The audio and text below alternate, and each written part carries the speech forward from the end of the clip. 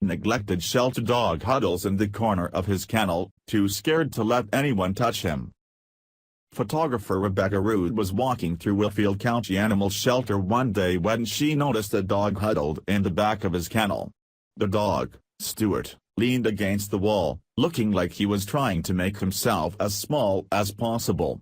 From just his body language, it was clear to Rood that this dog had a very rough past. Rood talked to one of the shelter workers and learned that Stewart had been found tied up in the woods near Dalton, Georgia. He had a thick leather belt around his neck that rubbed uncomfortably against his skin. When shelter workers tried to remove the belt, he growled at them. After all the poor dog had been through, he didn't trust people. Stewart also wouldn't let anyone pet him, or even come close to him. He was completely terrified of everything and everyone. It was like he didn't want to be seen, as if by burying himself in the wall maybe we would go away, Rood told the dodo. It was truly heartbreaking to see. Rood took a few photos of Stewart, getting as close as he would allow. She posted those photos to her Facebook page, and they attracted the attention of Courtney Ballou, the Director of Special Needs Animal Rescue and Rehabilitation, SNR. Ballou pulled Stewart out of the shelter and transferred him to a veterinary clinic. There, they sedated him to neuter him and run a few tests. While he was under sedation, they finally removed the belt from around his neck. As soon as the belt was gone, Stewart became a whole new dog. It was as if that belt around his neck was the burden of his past, Ballou told the dodo.